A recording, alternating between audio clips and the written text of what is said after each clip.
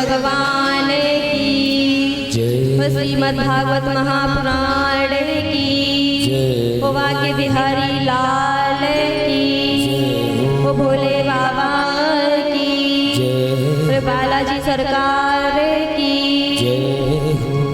अपने अपने सद्गुरुदेव भगवान की जय हो।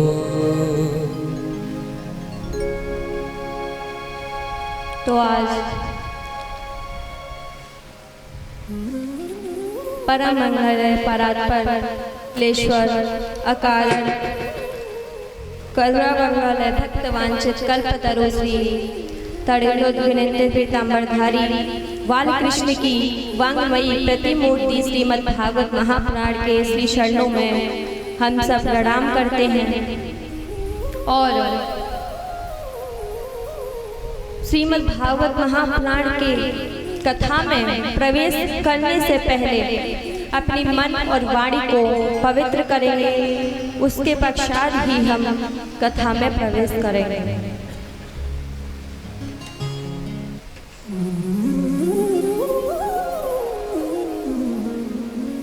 मेरी विनीति यही है राधा रानी, कृपा बरसाए रखना है, कृपा बरसाए रखना। ओ मेरी विनती यही है राधा रानी, कृपा बरसाए रखना है, कृपा बरसाए रखना।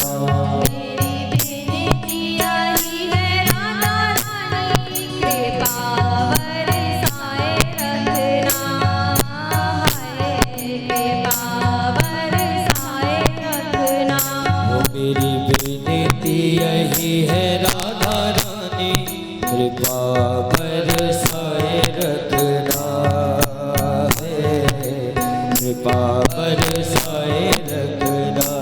मुझे तेरा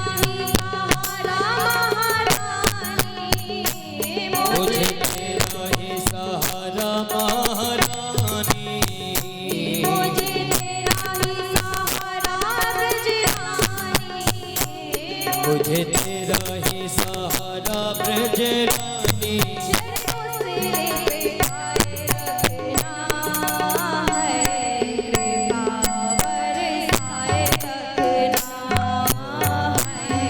कृपा बरसाए रखना।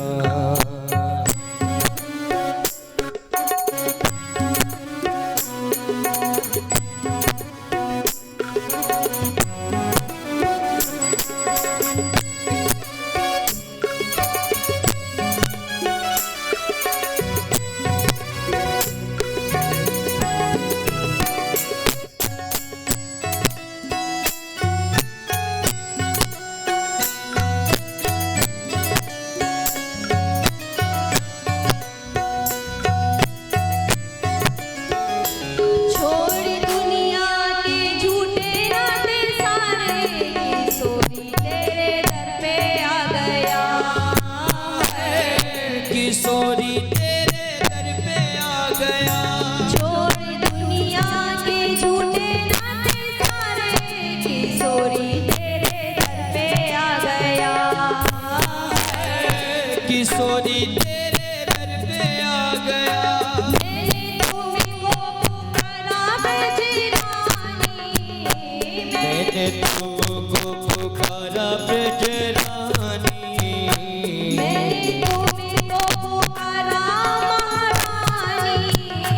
मैंने तुमको पुकारा महारानी। जग से बचाए रखना है, कृपा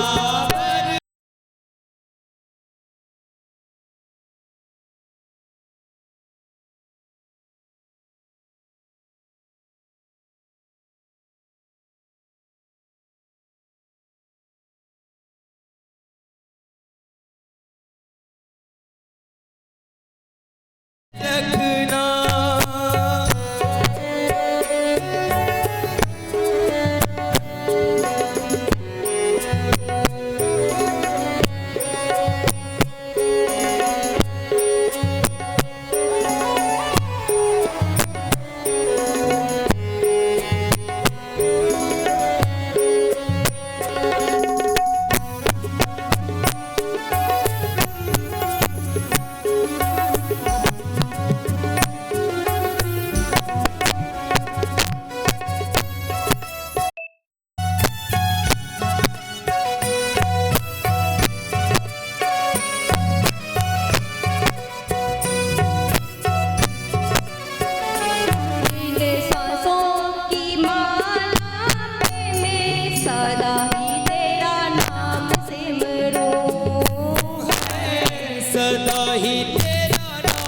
सुमरू।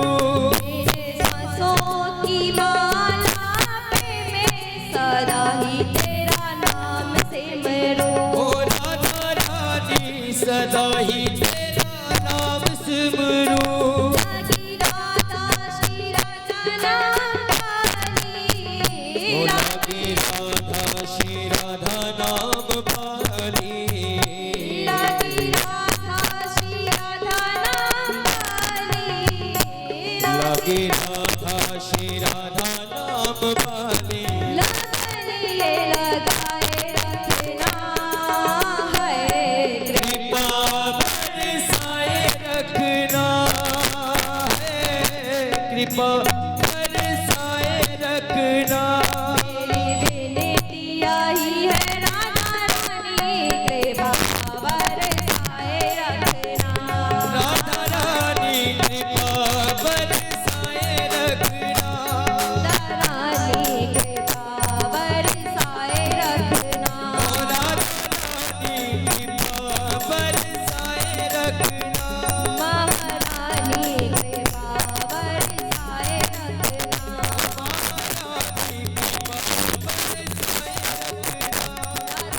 महारानी कृपा बरसाए रखना। रानी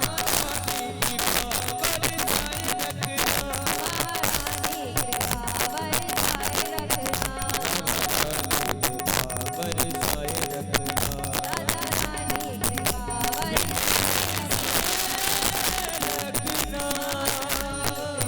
बरसाए रखना। पूरे वृंदावन बिहारी लाल की।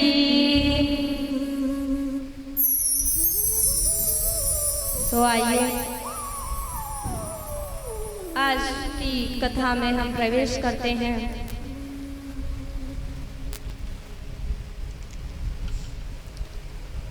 कल हमने आपको महात्म्य सुनाया, प्रथम दिवस की कथा श्रवण कराई कि कथा क्यों सुननी चाहिए, इससे क्या लाभ है।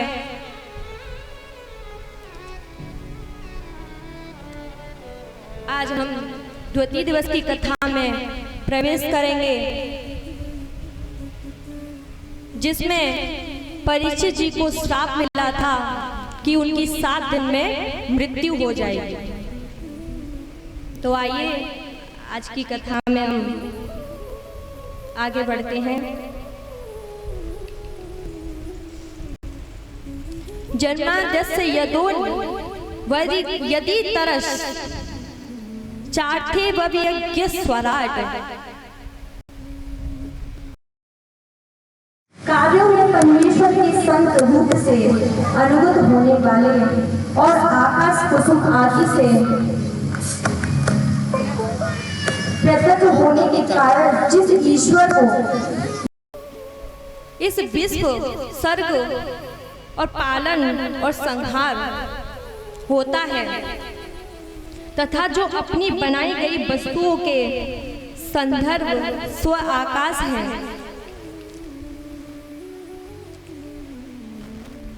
जिनके संकल्प मात्र से ब्रह्मा जी को वेद का ज्ञान प्रदान किया था, जिसके संबंध में बड़े बड़े विद्वान भी मोहित हो जाते हैं। जैसे सूर्य की किरणों में जल का और जल की किरणों में स्थल का और स्थल की किरणों में कांच का भ्रम होता है, वैसे ही सृष्टि सत्य प्रतीत हो रही है। ऐसे अपने स्वरूप से माया और माया के कार्य से मुक्त उस परम सत्य का हम ध्यान करते हैं। व्यास जी के द्वारा रचित इस सुंदर भागवत में परम धर्म का निरूपण किया गया है। इस श्रीमद् भागवत में तीनों तापों को जड़ से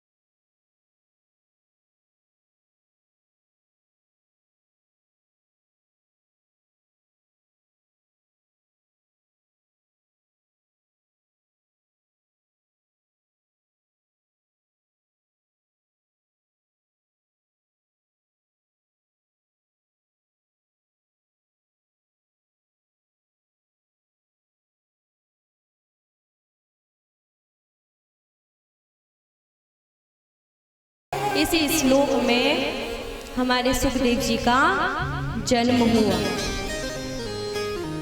कहते हैं कि सभी देवी देवता, सर्वश्रेष्ठ महात्मा, नारद जी महाराज, ब्रह्मा जी सभी में सभा में बैठे हुए थे।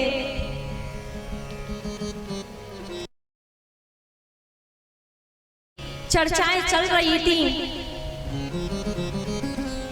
तो हमारे संतों ने कहा कि हमें ये बताओ कि इस संसार में सबसे कीमती वस्तु क्या है।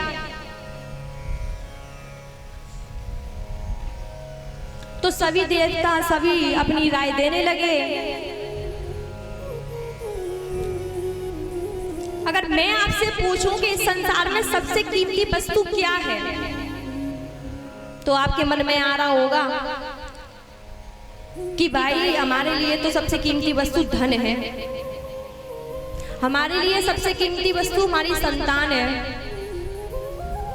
पर भगवान का नाम कोई नहीं लेगा।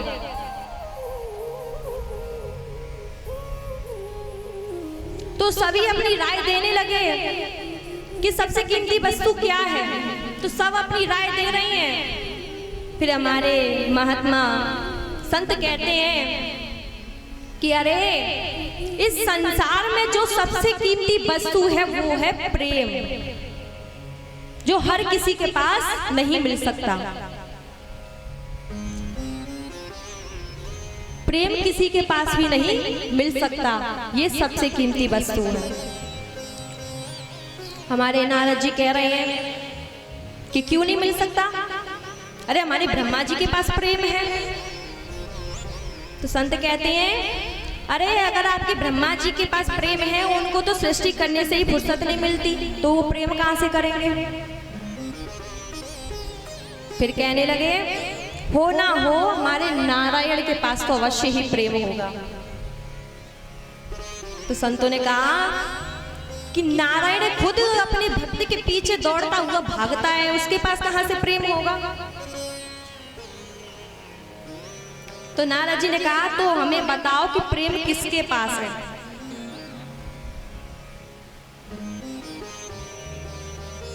तो संतों ने कहा कि प्रेम है तो हमारे भोले बाबा के पास। कैलाश से कहीं जाते नहीं हैं, माता के पास ही रहते हैं, अकेला छोड़ के नहीं जाते और उनकी हर बात मानते हैं। ये होता है प्रेम। तो नारद जी कहे अगर उनके बीच में मैं लड़ाई करवा दूं तो कहने लगे अरे दोनों में लड़ाई हो वो अलग बात है, इसमें कोई बड़ी बात नहीं है। यदि तीसरा कोई जाके लड़ाई करवाए तो वो सबसे बड़ी बेवकूफी है। देखो यदि आपके घर में आपकी पत्नी से या आपके पति से लड़ाई हो रही हो तो इसमें कोई शर्म की बात नहीं है, सबके घरों में लड़ाइयां होती हैं। अगर आपको कोई तीसरा भड़का रहा हो, लड़ाई करवा रहा हो, तो वो आपकी सबसे बड़ी बेवकूफी है। अरे आप इतने समझदार नहीं हो जो बाहर के आपको समझा रहे हैं। तो नारद जी ने कहा अगर आप लड़ाई करा दो, पर ऐसा हो नहीं सकता। तो महाराज नारद जी कहते हैं कि देखो मैं अभी लड़ाई करवा के आता हूं। अब महाराज नारद जी निकल जाते हैं लड़ाई करवाने के लिए। कैलाश के पास जाते हैं, देखते हैं कि माता और बाबा बैठे हुए हैं, तो लौट आते हैं। दूसरे दिन जाते हैं, देखते हैं कि दोनों बैठे हुए हैं, फिर लौट आते हैं। अब महाराज ऐसे ही चलता रहा। अब एक दिन ऐसा आया कि भोले बाबा को कहीं कीर्तन में जाना पड़ा। तो भोले बाबा निकल गए और माता अकेली घर पे रह गई। तो जैसे ही नारद जी जाते हैं तो माता प्रणाम करती हैं, आइए गुरुदेव आपका स्वागत है। उनको आसन देती हैं, भोजन कराती हैं और कहती हैं बताइए नारद जी आपको कैसे आना हुआ, आपको कोई काम है? नारद जी कहते हैं अरे काम हमें भोले बाबा से था, आपसे नहीं। अरे हमें बता दो, हम उनको बता देंगे। अरे नहीं नहीं, हम आपको नहीं बता सकते। कि क्यों नहीं बता सकते? अरे मैं उन्हीं को बताऊंगा, आपको मैं नहीं बता सकता। तो माता कहने लगी देखो बाबा, पहले ही बात तो मेरे स्वामी मुझसे कुछ भी नहीं छिपाते, और यहाँ तक कि अपना गुरु मंत्र भी मुझे दे रखा है। आप मुझे शीघ्र ही बताओ कि बात क्या है। महाराज हमारी माता जिद करने लगी नारद जी से। नारद जी ने कहा कोई बात नहीं, बता देते हैं हम आप। तो नारद जी ने कहा ये बताओ कि आपने कभी बाबा को पूछा है जो अपने गले में माला धारण करते हैं वो किसकी है? ये तो हमने नहीं पूछा कभी। और ये बताओ आपने कभी अमर कथा सुनी है? कि अमर कथा, ये कौन सी अमर कथा है? तो बाबा ने कहा आपसे क्या खाक प्रेम करते हैं जब आपको यही नहीं पता कि अमर कथा है क्या, और अपनी गले में माला धारण करते हैं वो किसकी करते हैं? तो महाराज माता को क्रोध आ गया। अब वो नारद जी को लगा कि मैंने तो आग लगा दी। अब नारद जी वहां से निकल लिए। उधर से आ रहे हैं भोले बाबा। नारद जी से कहते हैं अरे नारद जी आप कहाँ से आ रहे हो? अरे मैं आपके घर से ही आ रहा था और माता जी आपको बुला रही हैं। नारद बाबा ने कहा हाँ बुलाई रही होंगी, आप जो आ रहे हो वहां से बुलाई रही होंगी हमें। अब नारद जी जाते हैं, निकल गए और भोले बाबा आते हैं। तो भोले बाबा आते हैं तो द्वार पे कोई नहीं मिलता। अंदर आते हैं, आवाज देते हैं कि देवी, हे देवी। क्रोध में आवाज आती है क्या है कि आज हमें आप द्वार पे लेने नहीं आई? मैं आपको लेने ही आती रहूं, मेरे पास और कोई काम नहीं है। क्रोध में बोल रही है महाराज। भोले बाबा समझ गए कि नारद जी कुछ यहाँ कर गए हैं। तो बोलने लगे अच्छा मुझे ये बता दो कि गणेश और कार्तिक कहाँ गए हैं? तो बोली माता मैं क्या उनके पीछे घूमती हूँ? सब काम मैं ही देखूं, आप जा करके देखो। तो कहने लगे चला तो जाऊंगा देखने, पर मेरी थोड़ी भांग खाने की इच्छा है, थोड़ी भांग पीस दो। तो हमारे भोले बाबा भांग की जिद कर रहे हैं। तो हमारी माता क्या कह रही हैं कि मुझसे नहीं घोटी जाएगी तुम्हारी भांग। तुम्हारी भांग घोटते घोटते मैं खुद परेशान हूं, अपने आप घोट लो। अब महाराज बाबा जिद करने लगे देवी भांग घोट दो, इसके बिना तो हम रह नहीं सकते, हमारी भांग घोट दो। इसके बिना अगर हमें ये भांग नहीं मिली तो हम कैसे रहेंगे? तो महाराज हमारे भोले बाबा कह रही हैं, माता हमारी कह रही हैं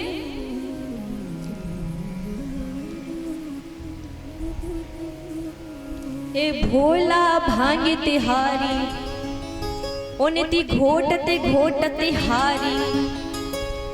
भोला भांग तिहारी उनती घोटते घोटते हारी। तेरी एक दिना की होए तो घोटू रोज न घोटी जाए। तेरी एक दिना की होए तो घोटू रोज न घोटी जाए। भोला भांग तिहारी मैं घोटत घोटत हारी। भोला भांग तिहारी मैं घोटत घोटत हारी।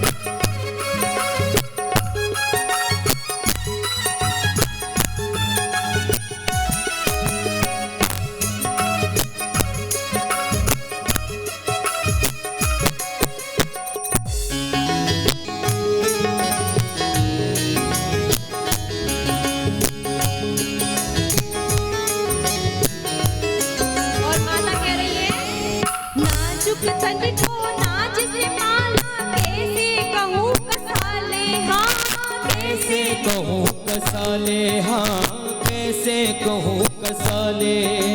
नाजुक तन को नाच से पाला, कैसे कहूँ कसाले, हाँ कैसे कहूँ कसाले, हाँ कैसे कहूँ कसाले।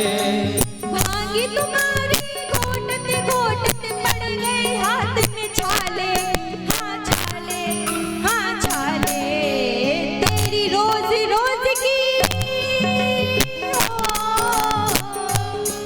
तेरी रोज रोज की अकड़ रे बोला हमसे न सही जाए। तेरी रोज रोज की अकड़ रे बोला हमसे न सही जाए। तेरी कितना की होए तो घोटू रोज न घोटी जाए, ना जाए, ना जाए। भोला भांग तिहारी घोटते घोटते घोटते हारी। भोला भांग घोटत घोटत हारी।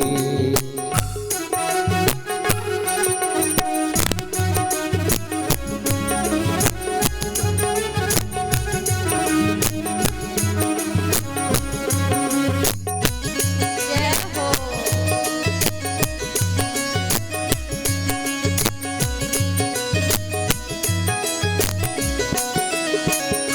और 4 दिन से मैं प्यार के आई, भाग्य हमारे फूटे, हाँ भाग्य हमारे फूटे, हाँ भाग्य हमारे फूटे। 4 दिन से मैं प्यार के आई, भाग्य हमारे फूटे, हाँ भाग्य हमारे फूटे, हाँ भाग्य हमारे फूटे। राम करे ऐसा हो जाए हो, राम करे ऐसा हो जाए। ये सिलवट्टा टूटे, हाँ टूटे, हाँ टूटे। भोला भांग तिहारी घोटते घोटते घोटते हारी। भोला भांग तिहारी मैं घोटत घोटत